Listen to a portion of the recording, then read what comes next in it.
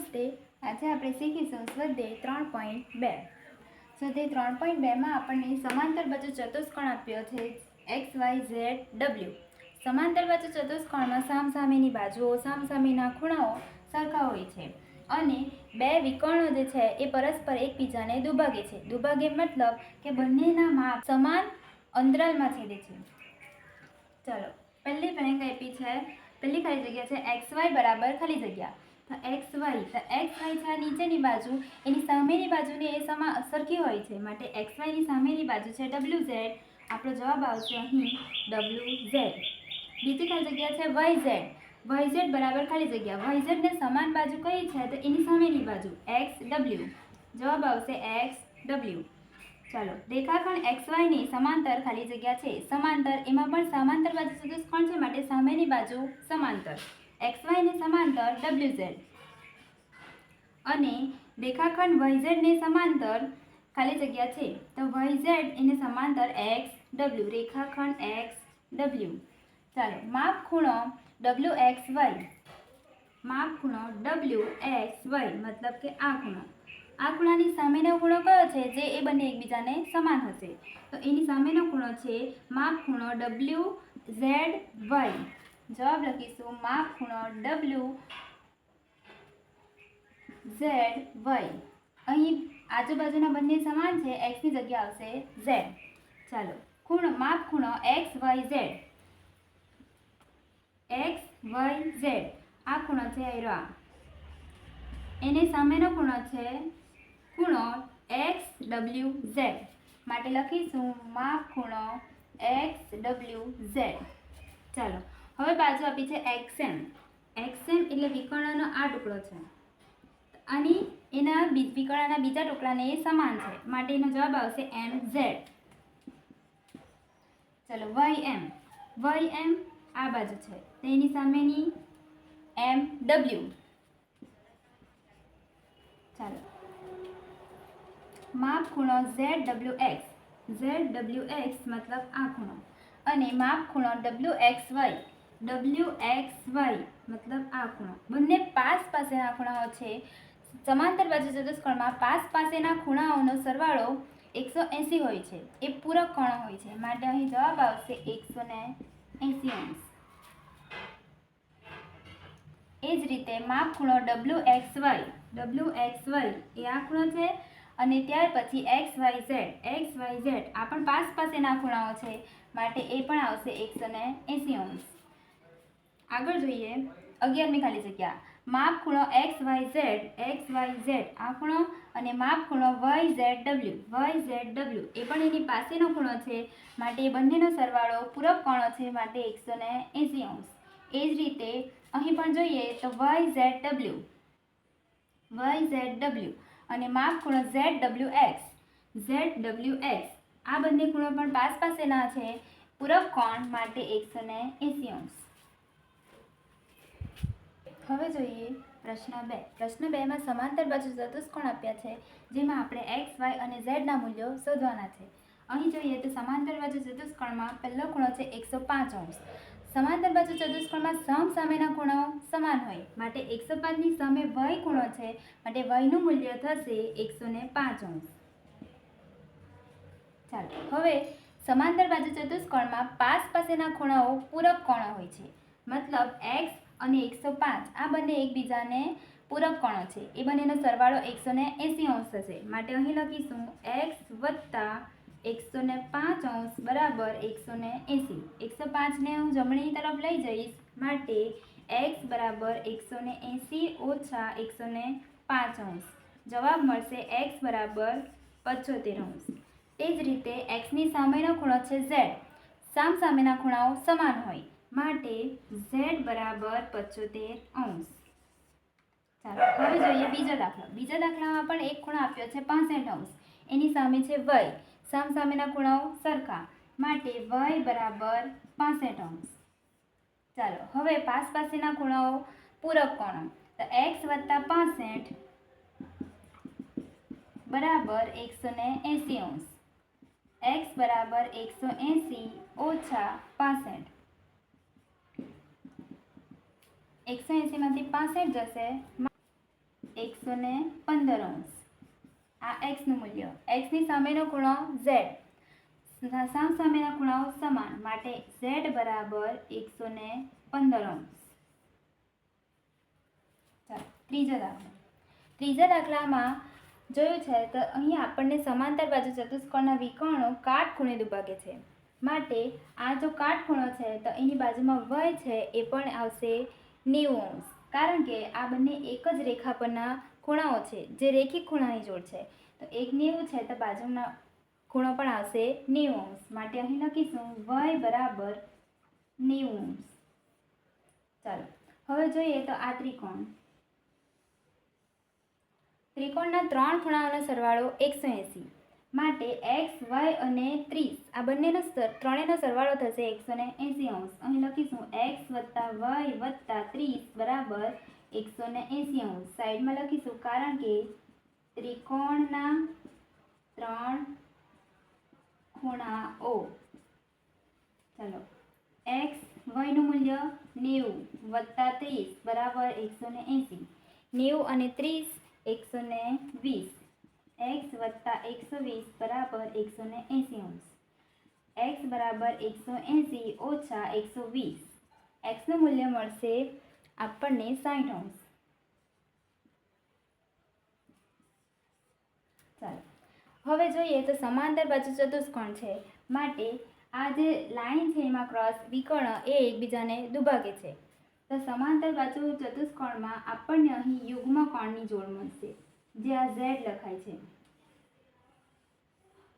યુગ્મ કોણની જોડમાં ખૂણાઓ સમાન હોય છે. માટે આ x ખૂણો એ z સાથે યુગ્મ કોણ બનાવે છે. માટે x નું મૂલ્ય 60 છે, z નું મૂલ્ય પણ 60 અંશ. દાખલો ચોથા દાખલામાં આપણને અહીં 30નો ખૂણો અને 120નો ખૂણો આપ્યો છે. તો અહીંયા 30નો ખૂણો એ આપણે જોઈએ તો 120નો ખૂણો છે એની સામેનો ખૂણો છે y અને સામેના ખૂણાઓ સરખા માટે y બરાબર 120 અંશ. ચાલો હવે શોધવાનો છે x. તો આપણે જોઈએ તો ઉપરનો આ ત્રિકોણ એમાં આપણી પાસે બે ખૂણાના માપ છે y નો અને આ 30. માટે x નું માપ આપણે શોધી શકીશું. 3 ખૂણાઓનો સરવાળો 180 અંશ. તો x વત્તા y વત્તા 30 અંશ બરાબર 180 અંશ. x નું માપ આપણે શોધવાના છે. y નું માપ 120 અંશ વત્તા 30 અંશ બરાબર 180 અંશ. x વત્તા 120 અને 30 150 અંશ બરાબર 180 અંશ. 150 ને જમણી તરફ લઈ જતા બાદબાકી થશે 180 ઓછા 150. જવાબ મળશે આપણને x બરાબર 30 અંશ. આપણો જવાબ આવશે x 30 અંશ. હવે આ x એ z સાથે યુગ્મ કોણની જોડ બનાવે છે. z તો યુગ્મ કોણની જોડ બનાવે છે માટે x અને z એકબીજાને સમાન છે. માટે z પણ આવશે 30 અંશ.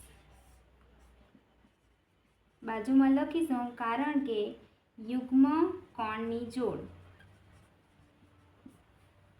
ચાલો હવે જોઈએ પાંચમો દાખલો. પાંચમા દાખલામાં આપણને બહારનો ખૂણો આપ્યો છે 50. અહીં એક ખૂણો આપ્યો છે 30. હવે અહીં આપણે સમાંતર બાજુઓ છે આ બંને તો z આપણો બનશે અહીં. આ આખો ખૂણો આપણો મળશે 50 અંશ. માટે લખીશું અહીં અને હું ધરી લઈશ m. તો x વત્તા m બરાબર 50 અંશ. યુગ્મ કોણની જોડ. હવે આ સામેનો ખૂણો અને આ સામેનો ખૂણો એકબીજાને સમાન છે. માટે આપણે લખી શકીએ કે z વત્તા 30 બરાબર 50 અંશ. કારણ કે બંને સામેના ખૂણાઓ સરખા થશે. હવે 30ને જમણી તરફ લઈ જતા બાદબાકી 50 ઓછા 30 જવાબ મળશે z બરાબર 20 અંશ. z અને x યુગ્મ કોણની જોડ છે માટે x બરાબર 20 અંશ. હવે રહ્યો y. એક ખૂણો 50નો છે માટે બાજુનો જે ખૂણો હશે એ પૂરક કોણની જોડ છે. તો લખીશું y વત્તા 50 બરાબર 180 અંશ. 50 જમણી તરફ લઈ જતા બાદબાકી થશે ને y મળશે 130 અંશ. ચાલો હવે જોઈએ છઠ્ઠો દાખલો. છઠ્ઠા દાખલામાં 110 છે. સામેનો ખૂણો છે y. સામેના ખૂણાઓ સરખા માટે y બરાબર 110 અંશ. હવે જોઈએ પાસ પાસેના ખૂણાઓ. પાસ પાસેના ખૂણાઓનો સરવાળો 180 અંશ માટે લખાશે x વત્તા 110 બરાબર 180 અંશ માટે x બરાબર 180 ઓછા 110. 180માંથી 110 જશે, મળશે આપણને 70 અંશ. જે x છે એની સામેનો ખૂણો છે z, સામેના ખૂણાઓ સરખા માટે z બરાબર 70 અંશ. પ્રશ્ન 3. પ્રશ્ન 3માં કીધું છે ચતુષ્કોણ PQRS એ સમાંતર બાજુ ચતુષ્કોણ હોઈ શકે? તો જોઈએ એની કન્ડિશન્સ કઈ આપી છે. તો જો ચતુષ્કોણ PQRS માં માત્ર PQ બરાબર RS હોય, આપણે ચતુષ્કોણ દોરીએ PQRS. જો PQ અને RS આ જ બંને સમાન હોય તો પછી એ ચતુષ્કોણ ન હોઈ શકે. એની બાજુઓની બંને જોડ સમાંતર છે અને બંને જોડ સમાન છે, તો અહીં એક જ જોડ આપી છે માટે આ ચતુષ્કોણ સમાંતર બાજુ ચતુષ્કોણ ન હોય. ચલો, ચતુષ્કોણ PQRS માં PS અને QR સમાંતર હોય. જો એક જ જોડ સમાંતર હશે તો પણ એ બની શકશે નહીં, એની બંને જોડ સમાન હોવી જોઈએ માટે આ પણ આવશે ના. માપ ખૂણો P બરાબર માપ ખૂણો S. P અને S ખૂણો આ બંને પાસ પાસેના ખૂણાઓ છે. પાસ પાસેના ખૂણાઓ જો સમાન હોય તો એ બનશે નહીં, કારણ કે પાસ પાસેના ખૂણાઓનો સરવાળો તો એ પૂરક છે માટે અહીં આવશે ના. ચતુષ્કોણ PQRS માં માત્ર ખૂણો P અને ખૂણો Q પૂરક કોણ હોય. ખૂણો P અને ખૂણો Q માત્ર આ એક જ જોડ પૂરક કોણની હોય એવું કહ્યું છે. આપણે જોઈએ તો 4 જોડ એ પૂરક કોણની જોડ છે. અહીં એક જ જોડ આપી છે માટે જવાબ આવશે ના. જો PQRS માં માત્ર PR અને QS દુભાગે તો PR અને QS દુભાગે. PR અને QS એ સમબાજુ ચતુષ્કોણમાં પણ દુભાગે છે, ચોરસમાં પણ દુભાગે છે, પરંતુ અહીં આપણને માત્ર PR અને QS દુભાગે નથી. આપણને ખૂણા સમાન કીધા કે નથી કહી, એમાં બીજું કંઈ સમાન કીધું માટે અહીં પણ જવાબ આવશે ના. ચાલો, પ્રશ્ન 4માં પણ સમાંતર બાજુ ચતુષ્કોણ આપ્યા છે. સમાંતર બાજુ ચતુષ્કોણમાં સામેની બાજુઓ સમાન હોય છે માટે અહીં આપણે સામેની બાજુઓ જોઈએ તો પહેલી બાજુ છે 2y ઓછા 1 અને તેની સામેની બાજુ છે 11 માટે એ બંને સમાન છે. તો આપણને પહેલું સમીકરણ મળશે 2y ઓછા 1 બરાબર 11. ઓછા 1 જમણી તરફ લઈ જતા વત્તા 1, 11 વત્તા 1 માટે 2y બરાબર 12. y સાથે 2 ગુણાકારમાં છે, જે જશે ભાગાકારમાં માટે y બરાબર 12/2. 12ના અવયવ થશે 6 દુ 12, 2 અને 2 છેકાઈ જશે, y બરાબર 6. ચાલો, હવે x નું મૂલ્ય શોધીએ તો તેની સામેની બાજુ છે 20 માટે આપણને સમીકરણ મળશે 4x બરાબર 20. x સાથે 4 ગુણાકારમાં છે, જે જશે ભાગાકારમાં માટે x બરાબર 20/4. 20ના અવયવ થશે 4 × 5 = 20, 4 અને 4 છેકાઈ જશે, આપણને જવાબ મળશે x બરાબર 5. એ જ રીતે જોઈએ બીજો દાખલો. તો એમાં આપણને ખબર છે કે સમાંતર બાજુ ચતુષ્કોણના વિકર્ણો એકબીજાને પરસ્પર દુભાગે. તો 3 ઓછા x બરાબર થશે 7. લખીશું x ઓછા 3 બરાબર 7. ઓછા 3 પેલી સાઈડ જશે માટે x બરાબર 7 વત્તા 3 અને x બરાબર 10. ચાલો, હવે y. બીજું સમીકરણ મળશે x વત્તા y બરાબર 15. આ બંને વિકર્ણ એકબીજાને દુભાગે માટે x નું મૂલ્ય છે આપણી પાસે 10 વત્તા y બરાબર 15. 10 જમણી તરફ લઈ જતા બાદબાકી y બરાબર 15 ઓછા 10, y નું મૂલ્ય મળશે 5. ચાલો, એ જ રીતે ત્રીજો દાખલો. ત્રીજા દાખલામાં જોઈએ તો સામેના ખૂણાઓ સરખા માટે x ઓછા 10 બરાબર 70 અંશ.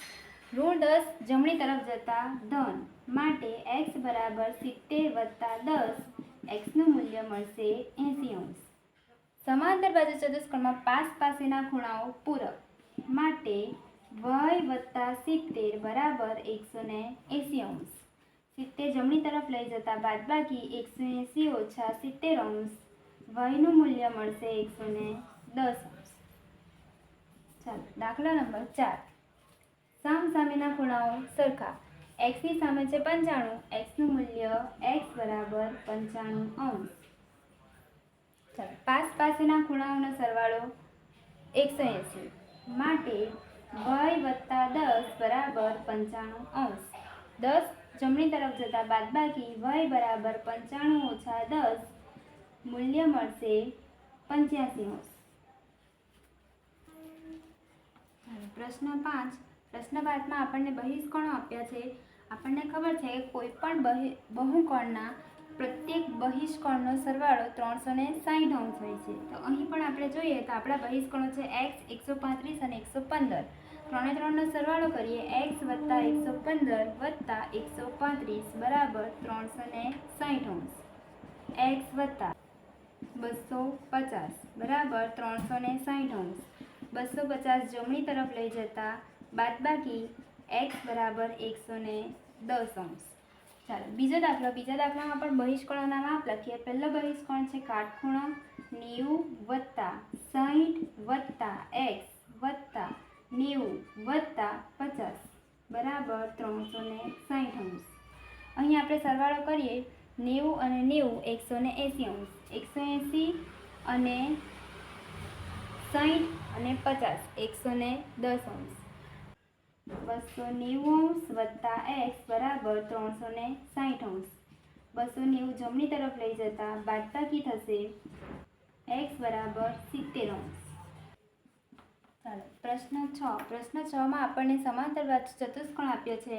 એમાં પાસ પાસેના ખૂણાઓનો ગુણોત્તર 5:4 છે. તો અહીં મેં ચતુષ્કોણ ધારી લીધો છે ABCD. માટે પહેલાં આપણે લખીશું ધારો કે સમાંતર બાજુ ચતુષ્કોણ ABCD છે. હવે એના પાસ પાસેના ખૂણાઓ છે 5 અને 4. તો માટે લખીશું પાસ પાસેના ખૂણાઓ 5x અને 4x છે. એક ખૂણો લખીશું આપણે A 5x અને B લખીશું 4x.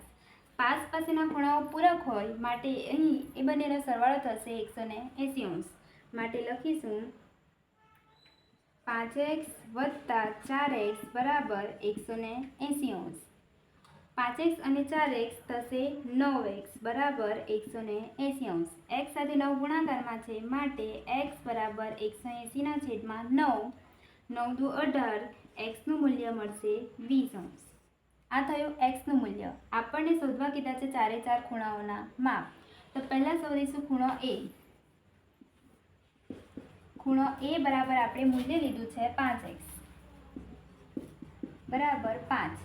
xનું મૂલ્ય આપણને મળ્યું છે 20. તો 5 × 20 એનું મૂલ્ય મળશે 100 અંશ. ખૂણો B બરાબર 4x. 4×4 xનું મૂલ્ય આપણી પાસે છે 20 અંશ. તો 4 × 20 આપણને જવાબ મળશે 80 અંશ. હવે જોઈએ ખૂણો C. ખૂણો C એ ખૂણા A ની સામેનો ખૂણો છે. માટે A અને C સરખા છે. એનું મૂલ્ય 100 અંશ માટે C નું મૂલ્ય 100 અંશ. એ જ રીતે ખૂણો D. ખૂણો D એ ખૂણા B ની સામેનો ખૂણો છે. માટે B નું મૂલ્ય છે 80 અંશ. D નું મૂલ્ય પણ થશે 80 અંશ. પ્રશ્ન 7માં આપણને કહ્યું છે સમાંતર બાજુ ચતુષ્કોણના પાસ પાસેના ખૂણાઓનો તફાવત 50 અંશ છે. તફાવત એટલે બાદબાકી. તો અહીં મેં પાસ પાસેના ખૂણા લીધા છે ખૂણો P અને ખૂણો Q. એ બંનેનો તફાવત છે 50 અંશ. પહેલાં લખીશું ધારો કે ચતુષ્કોણ PQRS સમાંતર બાજુ ચતુષ્કોણ છે. હવે એમાં આપણે લખીશું માપ ખૂણો P, જ્યાં માપ ખૂણો P ઓછા માપ ખૂણો Q બરાબર 50 અંશ. માપ ખૂણો Q બાદબાકીમાં છે, જમણી તરફ લઈ જઈશ માટે સરવાળામાં. માટે માપ ખૂણો P બરાબર 50 વત્તા માપ ખૂણો Q. હવે આપણને ખબર છે કે પાસ પાસેના ખૂણાઓનો સરવાળો 180 અંશ છે. માટે લખીશું હવે માપ ખૂણો P વત્તા માપ ખૂણો Q બરાબર 180 અંશ. માપ ખૂણો P નું મૂલ્ય આપણી પાસે છે 50 વત્તા માપ ખૂણો Q. માટે અહીં માપ ખૂણો P ના જગ્યાએ લખીશું 50 વત્તા માપ ખૂણો Q. હવે માપ ખૂણો Q અહીં વત્તામાં છે. વત્તા માપ ખૂણો Q બરાબર 180 અંશ. માપ ખૂણો Q વત્તા માપ ખૂણો Q બે વખત થશે. માટે 50 વત્તા 2 માપ ખૂણો Q બરાબર 180 અંશ. 50 સરવાળામાં છે એ જશે બાદબાકીમાં. લખાશે માટે 2 માપ ખૂણો Q બરાબર 180 ઓછા 50. 2 માપ ખૂણો Q બરાબર 180 માંથી 50 જશે, મળશે 130 અંશ. માટે માપ ખૂણો Q બરાબર 130/2. 2 ગુણાકારમાં હતો જે ભાગાકારમાં જશે. 130ના અડધા કરીશું, આપણને જવાબ મળશે માપ ખૂણો Q